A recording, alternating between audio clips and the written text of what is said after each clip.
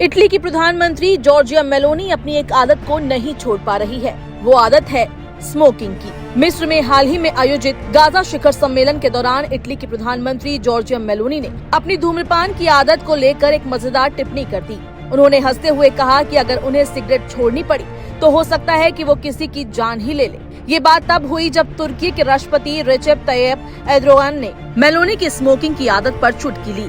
इस बातचीत का माहौल इतना सहज और मजाकिया था कि फ्रांस के राष्ट्रपति इमैनुअल मैक्रोन और ब्रिटेन के प्रधानमंत्री कीर स्टारमर भी अपनी हंसी नहीं रोक पाए। जवाब में मेलोनी मुस्कुराते हुए बोली, मुझे पता है कि मुझे सिगरेट छोड़ देनी चाहिए, लेकिन अगर मैंने ऐसा किया तो शायद मेरी सोशल लाइफ ही खत्म हो जाए। मैं उतनी मिलनसार नहीं रहूंगी। जॉर्जिया मेलोनी ने पहले भी सार्वजनिक रूप से स्वीकार किया है कि उनके लिए धूम्रपान सिर्फ एक आदत नहीं है, बल्कि ये उनके लिए एक सामाजिक जुड़ाव का माध्यम बन गया है। मेलोनी ने हाल ही में एक किताब में खुलासा किया कि उन्होंने 13 साल पहले सिगरेट छोड़ दी थी, लेकिन अब फिर से धूम्रपान शुरू कर दिया है। उन्होंने मजाक में कहा कि इस आदत ने उन्हें ट्यूनीशिया के राष्ट्रपति कैस सईद जैसे कई वैश्विक नेताओं के साथ रिश्ते बनाने में मदद की है। शिखर सम्मेलन के दौरान तुर्की के राष्ट्रपति एर्दोगान ने मेलोनी को उनकी सेहत का ख्याल रखने की नसीहत देते हुए कहा कि वो दिखने में काफी आकर्षक है, लेकिन उन्हें सिगरेट छोड़ देनी चाहिए। इस पर फ्रांसीसी राष्ट्रपति मैक्रोन ने हंसते हुए कहा कि मेलोनी को सिगरेट छोड़ने के लिए मजबूर करना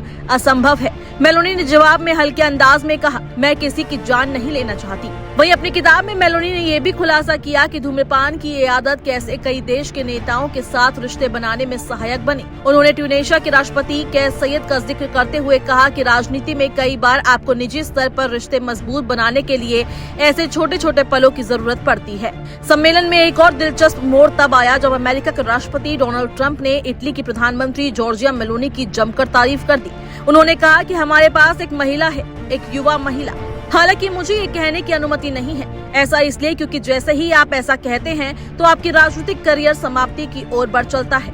अपने संबोधन के दौरान अमेरिकी राष्ट्रपति ने यह भी माना कि मंच पर खड़ी इटली की पीएम मेलोनी के बारे में की गई टिप्पणियों से उन पर लैंगिक भेदभाव का आरोप लगने की संभावना है।